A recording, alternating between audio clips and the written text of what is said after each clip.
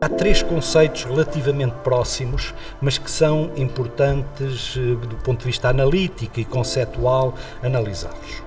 Um que é relativamente claro, que é profissionalização, outro que é este que utilizam profissionalismo e um outro muito menos utilizado, mas é aquele que eu vou utilizar, que é profissionalidade.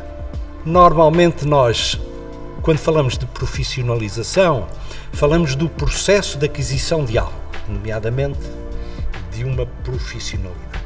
No profissionalismo, acentuamos sobretudo os saberes e as competências da profissão. Mas na profissionalidade, juntamos os saberes e competências da profissão a duas outras dimensões que, do meu ponto de vista, estão sempre interligadas, que são, além da competência profissional, o compromisso com a comunidade e a obrigação moral. O primeiro dos desafios é o cuidar da memória. O cuidar da memória da profissão docente e do sindicalismo docente. Mas a cuidar da memória com a seguinte questão. Porque a memória é um elemento fundamental de inovação. A maior parte das pessoas, quando fala em inovação, fala em coisas novas. E quem trabalha história e sabe, a história não é passado. E a inovação não são só modernices e coisas novas. A inovação pode significar o valorizar de heranças testadas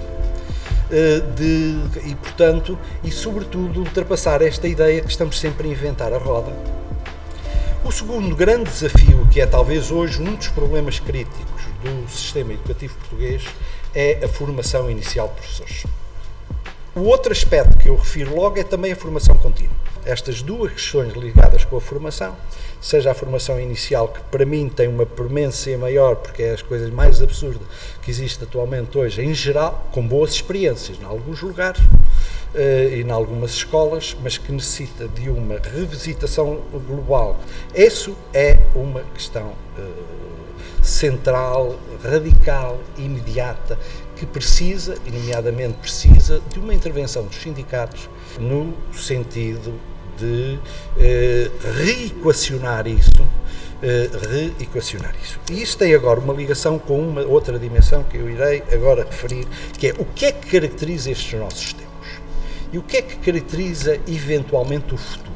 E eu aqui partilho inteiramente o debate, e vocês vão ter um documento muito importante no final deste ano e muito interessante da Comissão da Unesco que está a trabalhar estas coisas e que se chama Os Futuros da Educação, Learning to Be, que é a ideia de que devemos trabalhar não com o futuro, mas nos plurais. Há futuros plurais. Futuros. E futuros não é no sentido de cenários, é no sentido de trabalhar para, no sentido de equacionar e ser construções, porque o futuro é sempre uma construção. É fundamental que se reforce, que se amplie a aliança entre o movimento sindical porque o movimento sindical é o principal movimento social, continua a ser. E o que se faz de mais relevante na investigação e na cultura. É fundamental para dar uma nova qualidade e, sobretudo, para uma questão. Para responder à incerteza. E responder não é no sentido de dar respostas definitivas. É viver com a incerteza. Viver com a radical incerteza dos próximos. E nós só vivemos com a radical incerteza dos tempos próximos sendo reflexivos, tendo capacidade de analisar os contextos e de aprender com os erros.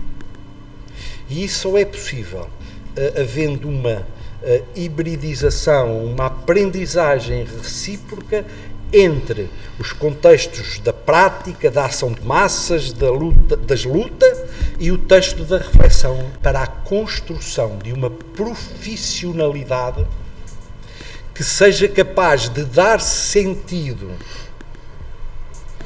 a uma profissão com saberes próprios, mas também com aquelas outras duas dimensões de comunidade e de dimensão ética e social, porque nós trabalhamos com um direito humano. E é esta aliança que pode reconstruir, porque a reconstrução de uma identidade nunca é uma atribuição, é sempre uma construção biográfica e relacional.